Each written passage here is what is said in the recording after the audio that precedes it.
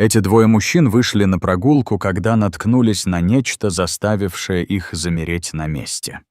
Собаку, лежащую в полном одиночестве посреди заснеженного поля. Сначала они подумали, что ей просто нужна помощь, но, подойдя ближе, оба замерли и потрясенно ахнули.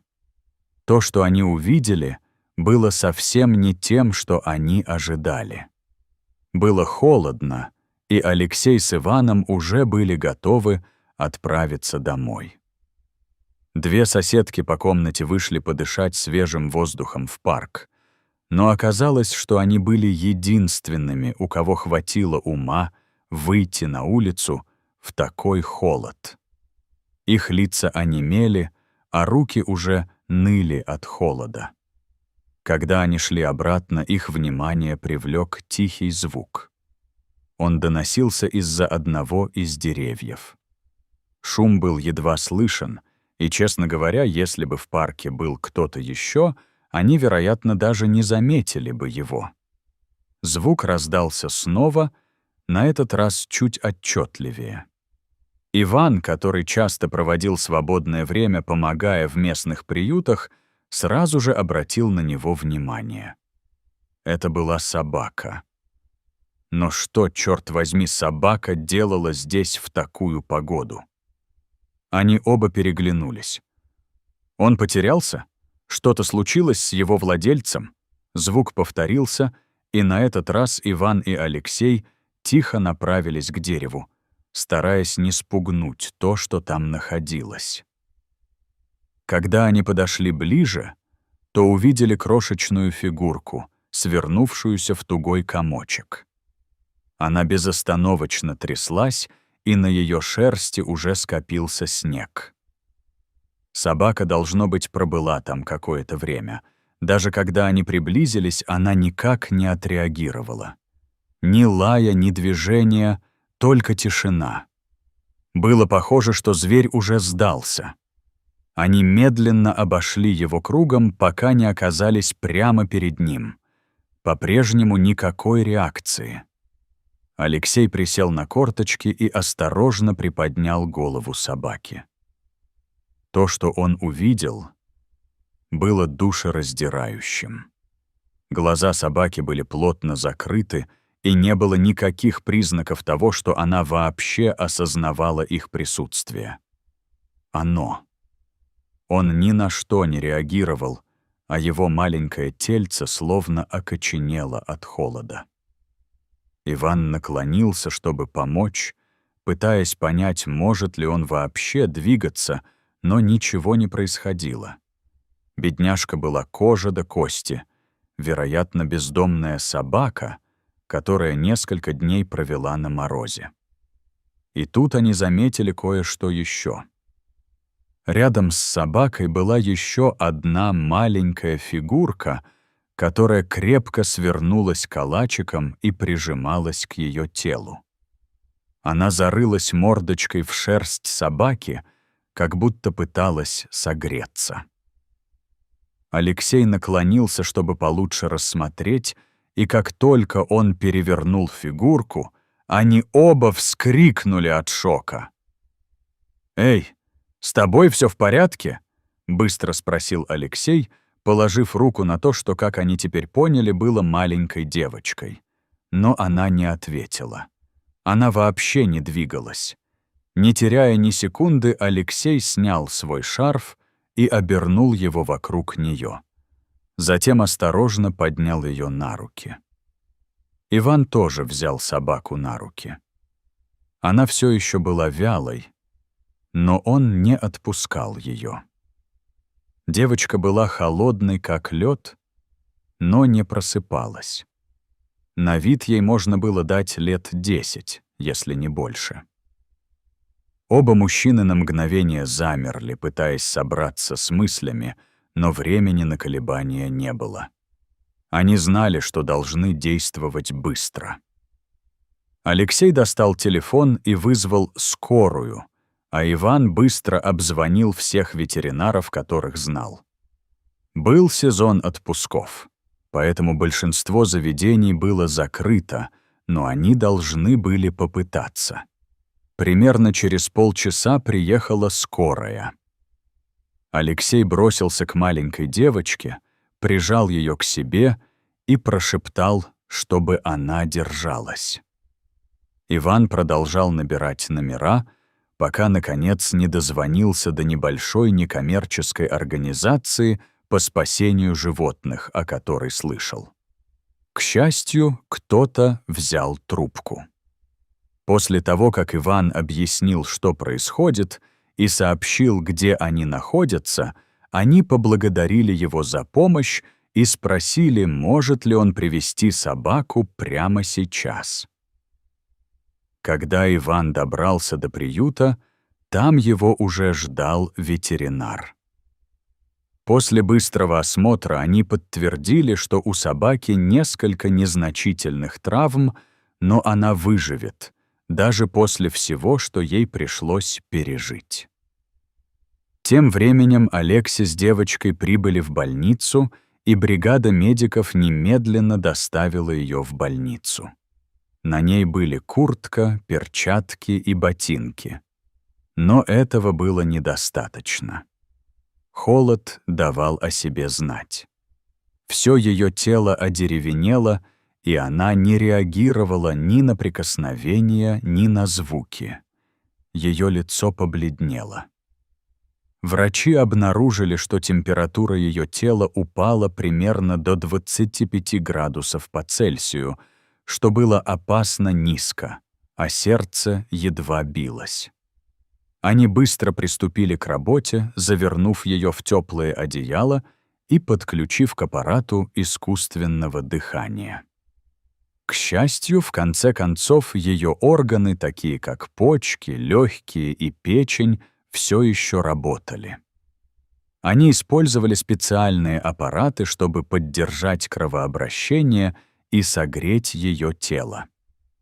Медсестры сняли с нее ледяную одежду и осторожно переодели в теплое и сухое, надеясь, что еще не слишком поздно. В конце концов Иван встретился с Алексеем в больнице, и они вдвоем пробыли там столько, сколько смогли, в надежде узнать новости. Но через некоторое время одна из медсестер мягко попросила их разойтись по домам. Поскольку девочка была несовершеннолетней, в больнице не разрешали сообщать слишком много подробностей, если только там не было ее родителей. Все, что мог сказать врач, это то, что сейчас состояние девочки стабильное. Впереди у нее еще долгий путь, но она собиралась его преодолеть. И, честно говоря, это произошло только благодаря той храброй собаке, которая оставалась рядом с ней, свернувшись калачиком, во время грозы, согревая ее. Услышав эту новость, Алекс и Иван почувствовали огромное облегчение. Наконец-то напряжение в их телах спало. Они не могли перестать думать о том, как долго она там пробыла и как вообще оказалась посреди этого заснеженного поля. Но в тот момент все это не имело значения. Все, чего они хотели, это чтобы ей стало лучше. Они спокойно отправились домой, надеясь, что завтрашний день принесет еще лучшие новости. На следующее утро они отправились прямиком в местный полицейский участок. Они описали маленькую девочку, место, где ее нашли, и в какую больницу ее отвезли. Они просто хотели узнать, не заявлял ли кто-нибудь о ее пропаже. К счастью, офицер, с которым они разговаривали, подтвердил, что заявление о пропаже поступило днем ранее. Ее семья безостановочно искала ее и получила уведомление всего несколько минут назад. Они уже были на пути в больницу. Алексей и Иван тоже решили вернуться в больницу. Один из врачей остался на ночь, чтобы внимательно следить за состоянием девочки. Оказалось, что у нее была тяжелая ночь. У нее было несколько приступов, вызванных сильным переохлаждением, и команде потребовалось приложить все усилия, чтобы стабилизировать ее состояние. Но к утру худшее, казалось, было позади. Температура ее тела держалась на прежнем уровне. Она еще не пришла в себя, но врачи надеялись, что позже, в тот же день, она сможет говорить и, возможно, даже отправиться домой. Прежде чем направиться в палату к девочкам, врач отвел их в сторону и сказал что-то важное. В благодарность за то, что они нашли ее, больница собиралась разрешить Алексе и Ивану ненадолго навестить ее. После этого им потребуется разрешение родителей, чтобы увидеть ее снова. Они оба кивнули, благодарные за возможность проверить все в последний раз. Когда они вошли в ее комнату, то не ожидали увидеть то, что увидели. Девушка уже проснулась. Она выглядела сбитой с толку. Ее взгляд метался по комнате, как будто она пыталась понять, что произошло. Она все еще была очень слаба, но даже в таком состоянии она пыталась подняться с кровати. Как только медсестра увидела, что девочка пытается пошевелиться, она быстро вызвала врача.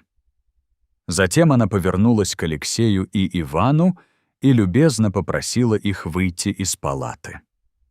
Пока они ждали в коридоре, надеясь услышать что-нибудь еще, они увидели, как кто-то вбежал в больницу. «Где Вика? Где моя дочь?» — закричала женщина, в ее голосе слышалась паника. Она выглядела совершенно подавленной, и даже человек, который был с ней, пытался успокоить ее. Медсестра осторожно увела ее, и она исчезла за углом. Когда медсестра вернулась, Иван подошел к ней, чтобы спросить, что только что произошло. Эта женщина, как объяснила медсестра, была матерью девочки. Она только что узнала о своей дочери и сразу приехала в больницу. В тот момент, когда Вика увидела знакомое лицо своей мамы в толпе, она, наконец, начала успокаиваться. Теперь она была в надежных руках и получала больше внимания от медицинской бригады. Теперь, когда с ней кто-то остался, Алексей и Иван почувствовали, что пора уходить. Они сделали все, что могли. Медсестра попросила их оставить номер телефона на всякий случай, и они вдвоем тихо вернулись домой. 2 дня спустя им позвонили, чего они не ожидали. Это была мама Вики. Она хотела встретиться лично и поблагодарить их за спасение жизни ее дочери. Они договорились встретиться в кафе рядом с парком, в том самом районе, где началась вся эта история. Когда они приехали, то с удивлением увидели, что их ждала не только мама. Вика тоже была там. Она выглядела совсем не так, как тот ребенок, которого они нашли в снегу. Ее щеки снова порозовели, а глаза заблестели. Ее мама улыбнулась и тепло обняла их, сразу же поблагодарив за то, что они сделали. Она представилась Татьяной, а затем объяснила, что произошло. Вика заблудилась по дороге из школы домой. Это было недалеко, и обычно она возвращалась домой пешком, так как в этом районе было безопасно. Но в тот день внезапно налетела метель, и снег быстро выпал почти в 2 фута глубиной. Сугробы были такими высокими, что закрывали нижние этажи зданий. Видимость упала почти до 0. Вика едва могла видеть на несколько шагов вперед. Испуганная и неуверенная в том, что делать, она попыталась найти укрытие, но шторм только оттеснил ее еще дальше от дома. Ее руки и ноги начали неметь, и ходить становилось все труднее с каждым шагом. В конце концов, она потеряла сознание. Последнее, что она помнила перед тем, как очнуться в больнице, был жуткий холод и собака, свернувшаяся калачиком рядом с ней. Татьяна обыскала весь район, но никто ничего не видел, а из-за грозы большинство уличных камер были отключены. Целый день они понятия не имели, где она находится. У нее было много вопросов к Алексею и Ивану. Они рассказали ей, где именно нашли Вику и как собака оставалась с ней все это время. Все было ясно. Собака спасла ей жизнь. Если бы ее не было рядом, все могло закончиться гораздо хуже. Они также сообщили ей последние новости о собаке. Она поправилась и все еще находилась под присмотром ветеринара, ожидая, когда ее поместят в хороший дом. Ветеринар поделился этой историей с приютом для животных, который затем разместил ее в интернете. После этого посыпались просьбы об усыновлении. Они не нашли никаких сведений о том, откуда взялась собака, но, судя по тому, насколько хорошо она была обучена, казалось вероятным, что когда-то она кому-то принадлежала. К сожалению, ее, вероятно, бросили. На этот раз приют был особенно осторожен. Они хотели убедиться, что тот, кто возьмет собаку, будет по-настоящему заботиться о ней. Они сузили круг поиска до 2 замечательных семей и готовились к выбору. Но у Татьяны появилась другая идея. Для нее не было никаких сомнений. Эта собака спасла ее дочь. Кроме Алексея и Ивана, она никому не была так благодарна. Вика рассказала ей, что собака оставалась рядом, что это помогало ей чувствовать себя менее одинокой и бояться. Проснувшись, она спросила о собаке и захотела увидеть ее снова, если сможет. Татьяна понимала, как работает приют. Но в глубине души никому из них не нравилась мысль о том, что собака может оказаться в другом, незнакомом доме, где с ней будут обращаться не так, как она того заслуживает. Поэтому они приняли решение. Они собирались сами усыновить собаку. Это было бы их первое домашнее животное, но, честно говоря, более идеального питомца и быть не могло.